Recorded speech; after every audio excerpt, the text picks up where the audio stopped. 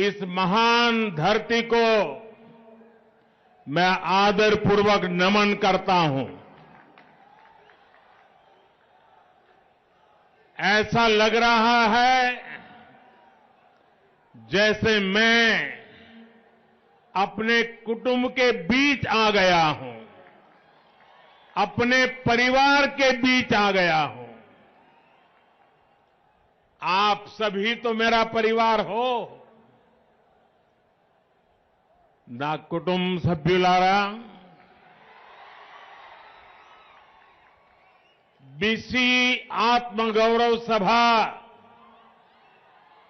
इसका हिस्सा बनना मैं अपना सौभाग्य मानता हूं। और ये धरती, ये मैदान, इसका मेरे जीवन में बहुत बड़ा स्थान है। 2013 में आप सबने मुझे बुलाया था इसी मैदान में, और आप लोगों ने टिकट रखा था कि जो मोदी जी की सभा में आना चाहता है उसको टिकट लेना पड़ेगा, पैसा देना पड़ेगा। हिंदुस्तान के राजनीतिक जीवन की ये पहली और सबसे बड़ी घटना थी, और पूरे विश्व में खबर फैल गई, हिंदुस्तान के जन जन में पहुंच गई। और एक प्रकार से इसी मैदान में मोदी को प्रधानमंत्री बनाने की पक्की नींव रखने का काम हैदराबाद ने, इसी मैदान ने, आप लोगों ने किया था। और मैं आज विश्वास से कहता हूं, जिस मैदान से मिले आशीर्वाद, मोदी को पीएम बना दिया, इसी मैदान के आपके आशीर्वाद बीजेपी का पहला मुख्यमंत्री, बीसी मुख्यमंत्री यहीं से बनेगा।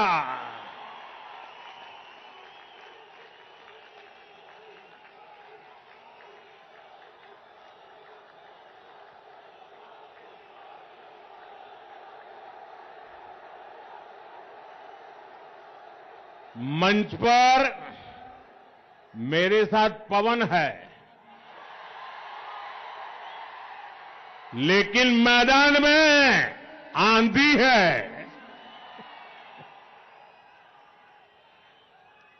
तेलंगाना में बदलाव की जो आंधी चल रही है, उसे इस विशाल जनसभा में भी महसूस किया जा सकता है। आप लोग तेलंगाना के कोने कोने से आए हैं और अपने साथ एक स्पष्ट संदेश भी लाए हैं। तेलंगाना का विश्वास अब बीजेपी पर है। हमारे बीसी साथी हो, गरीब हो, दलित हो, एसटी एससी भाई बहन हो, सभी ने तेलंगाना में परिवर्तन का मन बना लिया है। पिछले 9 वर्षों से यहां तेलंगाना में विकास विरोधी, बीसी विरोधी, एससी एसटी विरोधी सरकार है। इस 30 नवंबर को आप लोगों के पास तेलंगाना की बीसी विरोधी सरकार को उखाड़ फेंकने का बेहतरीन अवसर है। अब तेलंगाना में कमल ही कमल खिले, ये आपको सुनिश्चित करना है। ना सभ्युलारा, तेलंगाना का गठन 3 मुद्दों पर हुआ था। पानी, पैसा और रोजगार। नीलू, निधुलू और नियामकालू, इन तीनों मुद्दों पर जन विरोधी सरकार ने तेलंगाना के लोगों के साथ धोखा हुआ है। अलग तेलंगाना राज्य के आंदोलन में हमारे बीसी भाई बहनों की बहुत बड़ी भूमिका थी। वो आंदोलन में सबसे आगे थे।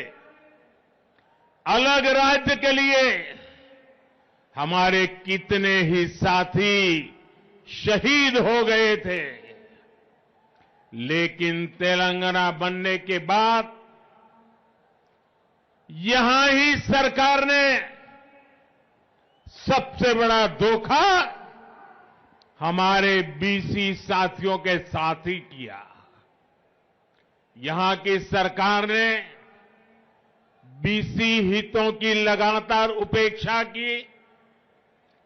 तेलंगाना में इतनी बड़ी ओबीसी, एससी, एसटी आबादी है, लेकिन उनकी आकांक्षाओं पर बीआरएस ने कभी ध्यान नहीं दिया। वो अपने परिवार में ही लगा रहा। यहां तो बीआरएस की 2 टीमें तो साफ दिखती हैं, एक पर्दे के पीछे सी टीम भी है। ये कांग्रेस का सी है ना, ये सी बीआरएस की सी टीम है। एक कांग्रेस बीआरएस की सी टीम है। बैकवर्ड क्लास की आकांक्षाएं कांग्रेस के भी एजेंडे में शामिल नहीं है। कांग्रेस और बीआरएस दोनों के ही डीएनए में 3 बातें कॉमन है। एक, परिवारवाद। दूसरा, भ्रष्टाचार। और तीसरा, तुष्टीकरण। इन परिवारवादी पार्टियों के संरक्षण में भ्रष्टाचार फलता है, फूलता है, और अवसर भी सिर्फ और सिर्फ नाते रिश्तेदारों को ही मिलता है। परिवारवाद की मानसिकता से चलने वाली बीआरएस और कांग्रेस यहां कभी भी किसी बीसी को सीएम नहीं बनने देगी। साथियों, ये एनडीए है, बीजेपी है, जो ओबीसी का सबसे ज्यादा ध्यान रखती है, उन्हें सबसे ज्यादा प्रतिनिधित्व देती है। बीजेपी का हमेशा से ये प्रयास रहा है कि दलित, पीड़ित, शोषित, वंचित, पिछड़े, आदिवासी समुदाय को उचित प्रतिनिधित्व मिलता रहे। जब अटल बिहारी वाजपेयी की सरकार थी और हमें सेवा करने का मौका मिला, तो एपीजे अब्दुल कलाम जी को हमने देश का राष्ट्रपति बनाया। 1996 में जब आदिवासी नेता पीए संगमा जी का नाम लोकसभा के स्पीकर पद के लिए चुना गया, तो अटल जी ने समर्थन का नेतृत्व किया। 2012 में राष्ट्रपति चुनाव में भी बीजेपी ने पीए संगमा जी के नाम का समर्थन किया। एनडीए ने ही जीएमसी बाल योगी जी को स्पीकर पद के लिए नामित किया था, जो देश के पहले दलित लोकसभा अध्यक्ष बने थे। जब बीजेपी को अवसर मिला तो उसने दलित समुदाय से रामनाथ कोविंद जी को राष्ट्रपति बनाया। जब बीजेपी को मौका मिला तो उसने आदिवासी समुदाय से द्रौपदी मुर्मू जी को राष्ट्रपति बनाया। और यही मैदान है जिसने आदेश दिया था आप लोगों ने, और जब पूर्ण बहुमत बीजेपी को मिला और देश में पूर्ण बहुमत वाली सरकार का पहला ओबीसी प्रधानमंत्री बनाने का आपने मुझे अवसर देकर के एक ओबीसी का सम्मान किया था। और जैसे इसी मैदान से पूर्ण बहुमत वाली सरकार का ओबीसी प्रधानमंत्री पहली बार बना, पूर्ण बहुमत वाली सरकार का बीजेपी का सीएम भी ओबीसी पहली बार यहां बनने वाला है। परिवारवादी पार्टियां कभी किसी दलित, किसी पिछड़े, किसी आदिवासी को आगे नहीं बढ़ने देती, जबकि आज भाजपा देश की एकमात्र पार्टी है जो ओबीसी समुदाय को सबसे ज्यादा प्रतिनिधित्व देती है। केंद्र की एनडीए सरकार में 27 ओबीसी मंत्री है, जो अब आजादी के बाद पहली बार इतनी बड़ी तादाद में ओबीसी मंत्री केंद्र सरकार का नेतृत्व कर रहे हैं। आज देश में बीजेपी के 85 ओबीसी एमपीज है। आज देश में बीजेपी के 365 ओबीसी विधानसभा सदस्य है। आज देश में बीजेपी के 65 ओबीसी विधान परिषद सदस्य है। तेलंगाना में भी बीजेपी अपने बीसी साथियों के हितों का सबसे ज्यादा ख्याल रख सकती है, कोई और पार्टी नहीं कर सकती। आप लोग खुद साक्षी हैं कि यहां तेलंगाना में बैकवर्ड क्लास को आगे बढ़ने के लिए सही संसाधन नहीं दिए जाते। बैकवर्ड क्लास के युवाओं को नौकरी देने में भी तेलंगाना सरकार गंभीर नहीं है। बैकवर्ड क्लास के युवाओं का भी स्किल डेवलपमेंट हो, इस पर भी तेलंगाना सरकार उतना ध्यान नहीं देती। बीसी कल्याण के लिए यहां बीआरएस ने हर साल 1000 करोड़ रुपए का फंड देने का वादा किया था। आप बताइए, क्या इनमें से किसी वादे को पूरा किया क्या? कोई वादा पूरा किया क्या? एक भी वादा पूरा किया क्या? साथियों, कांग्रेस और बीआरएस ने कभी भी पिछड़ा वर्ग को निर्णय लेने का अधिकार नहीं दिया, कभी उनका मान नहीं बढ़ाया। ये भाजपा है जिसने ओबीसी कमीशन को संवैधानिक दर्जा दिया।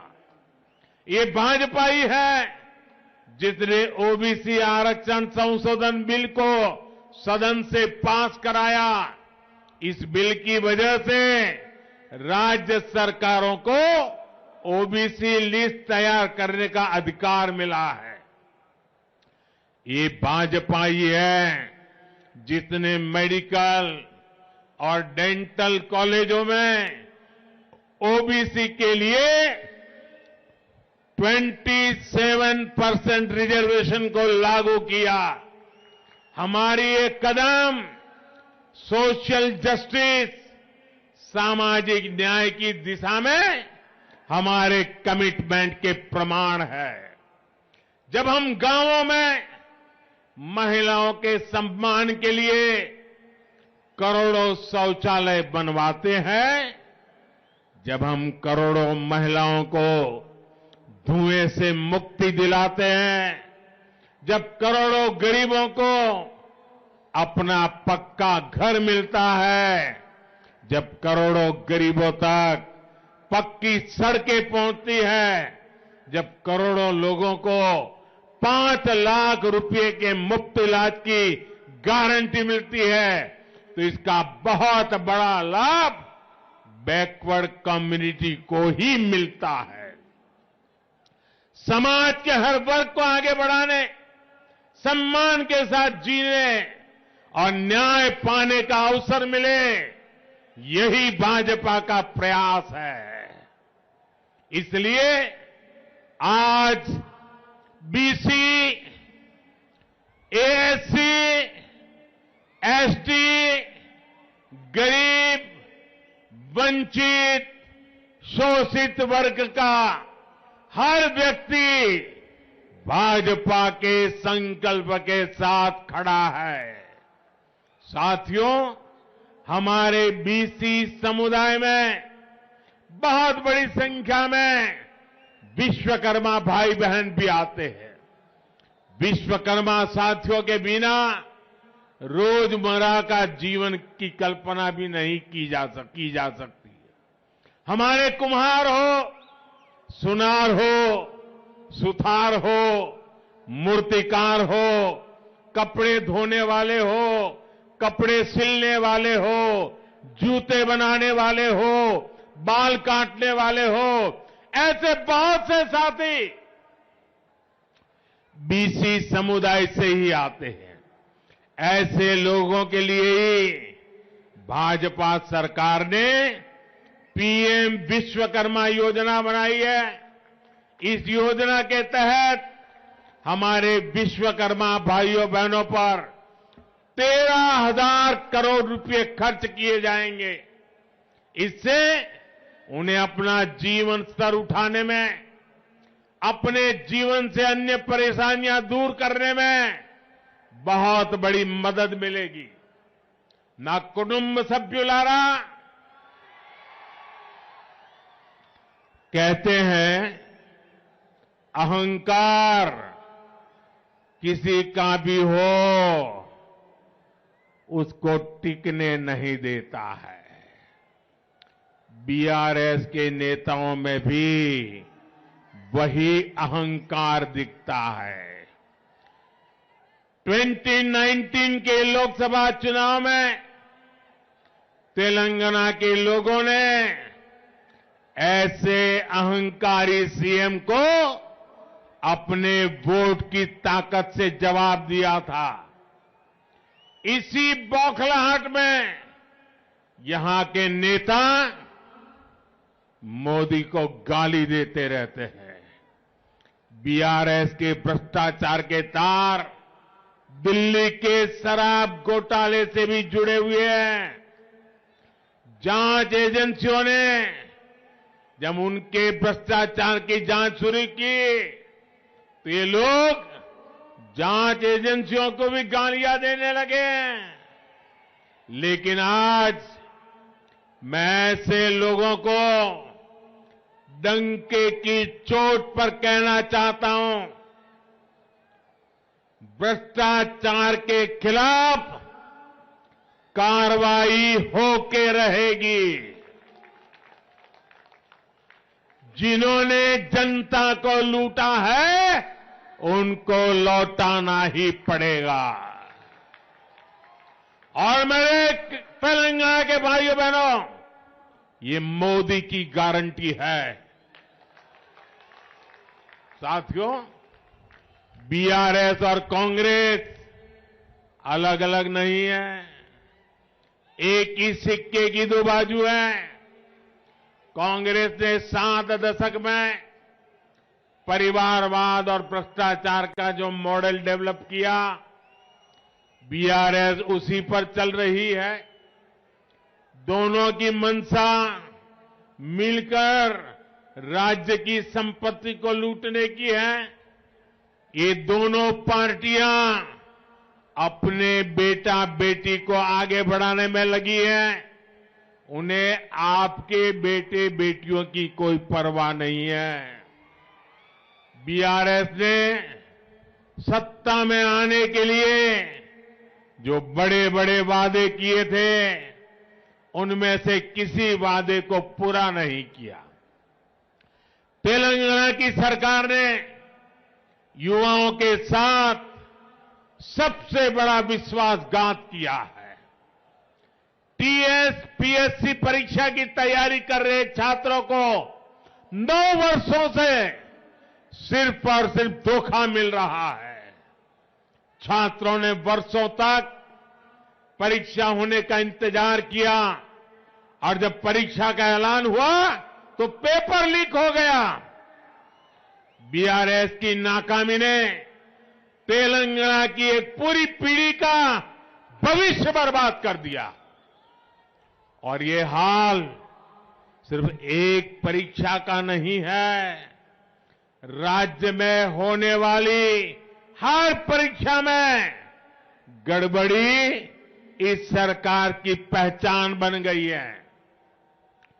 आज युवा पूछ रहे हैं, बीआरएस के रोजगार के वादे का क्या हुआ? हर महीने बेरोजगारी भत्ता देने का वादा करके बीआरएस ने इस वादे को भी पूरा नहीं किया। आज भी तेलंगाना में टीचर्स के हजारों पद खाली है और हजारों स्कूल तो ऐसे हैं जहां सिर्फ एक टीचर है। आप मुझे बताइए, तेलंगाना के युवाओं को धोखा देने वाली, उनके भविष्य से खेलने वाली बीआरएस सरकार जानी चाहिए कि नहीं जानी चाहिए? ये सरकार जानी चाहिए कि नहीं जानी चाहिए? इनको हटाना चाहिए कि नहीं हटाना चाहिए? हर गांव गली से हटाना चाहिए कि नहीं हटाना चाहिए? ना कुटुंब सभ्युलारा,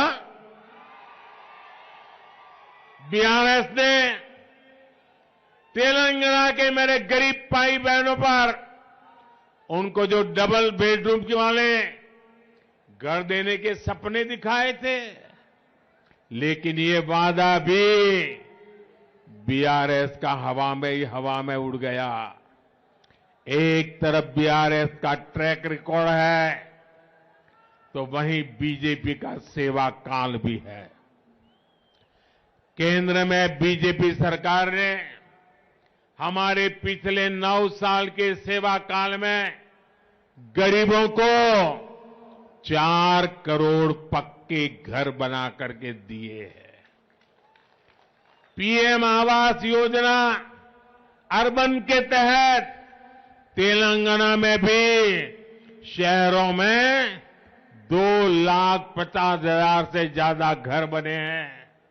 हमने गरीब की हर चिंता का, हर जरूरत का ध्यान रखा है। 3-4 दिन पहले ही हमने ये भी तय किया है कि पीएम गरीब कल्याण अन्न योजना को, आप जानते हो, जब कोविड का कालखंड था, पूरी दुनिया जिंदगी और मौत का संकट झेल रही थी। परिवार में एक व्यक्ति दूसरे को मिल नहीं पा रहा था, कामकाज ठप हो चुके थे।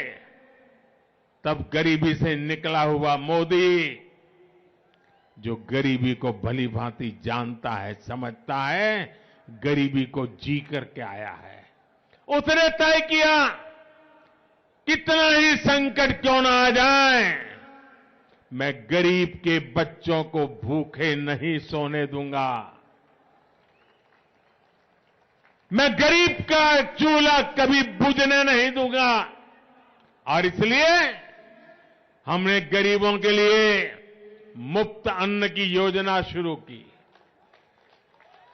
आज भी इस देश के 80 करोड़ लोगों को मुफ्त अनाज दिया जाता है और ये योजना ये दिसंबर में पूरी होने वाली है। दिसंबर में योजना पूरी हो रही है, लेकिन गरीबी को जानने वाला मोदी गरीबों को ऐसे असहाय नहीं छोड़ सकता है। और इसलिए मैंने संकल्प किया है, मैंने निश्चय किया है कि गरीबों को जो आज अन्न मिल रहा है उसे आने वाले 5 साल के लिए और बढ़ाया जाएगा। 5 साल और बढ़ाया जाएगा। आप सब अपना मोबाइल फोन निकाल करके फ्लैश चालू कीजिए। गरीबों के कल्याण में आपके मोबाइल की फ्लैश चालू कीजिए। गरीबों के कल्याण के लिए मोबाइल की फ्लैश चालू कीजिए। 5 साल के लिए मुफ्त अनाज की इस योजना के समर्थन में आप अपनी फ्लैश लाइट चालू कीजिए। हर एक के मोबाइल की फ्लैश लाइट चलनी चाहिए। ये गरीबों के कल्याण के लिए है। ये मोदी की गारंटी का समर्थन है। ये मोदी की गारंटी का समर्थन है। गरीबों का कल्याण ये हमारे दिलों में है और इसलिए इतना बड़ा जन समर्थन मिल रहा है। मैं आपका बहुत बहुत आभारी हूं। बोले भारत माता की, भारत माता की। यानी ये गरीबों को मुफ्त राशन की योजना अब आने वाले 5 साल और चलेगी। इसका लाभ तेलंगाना के भी लाखों गरीबों को मिलेगा।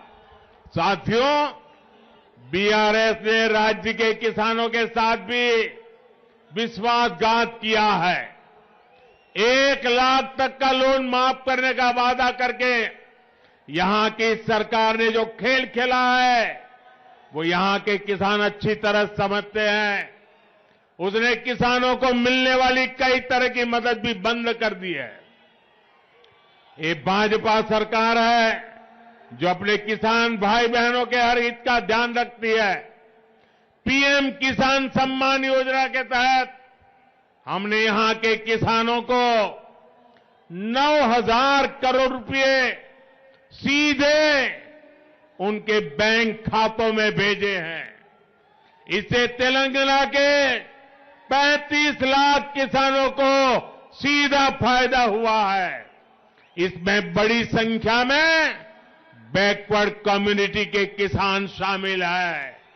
साथियों, आज तेलंगाना के लोगों के साथ ही पूरा देश 2047 जब देश आजादी के 100 साल मनाएगा, हम विकसित भारत का लक्ष्य लेकर के मैदान में उतरे हैं। इसीलिए काम कर रहे हैं।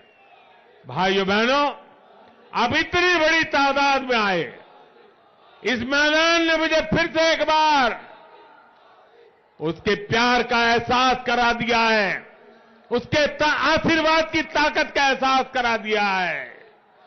तेलंगाना का तेजी से औद्योगिक विकास हो, यहां के नौजवानों को रोजगार मिले, इसके लिए बीजेपी सरकार प्रतिबद्ध है। बीजेपी सरकार हर क्षेत्र में तेलंगाना के विकास के लिए काम करेगी। इसके लिए तेलंगाना में डबल इंजन की सरकार जरूरी है। तेलंगाना में भाजपा सरकार बनाने के बाद बीसी गौरव को बढ़ाने के लिए ठोस कदम उठाए जाएंगे। भाजपा हमेशा आपके विश्वास को मजबूत करने का प्रयास करेगी। विश्वास की इस लहर को आप तेलंगाना के जन जन तक, कोने कोने तक लेकर के जाइए। आप इतनी बड़ी तादाद में आए, नौजवानों का जो मैं जोश देख रहा हूं, मैं साफ देख रहा हूं, तेलंगाना में बीजेपी की सरकार बनाने का आपने फैसला कर लिया है।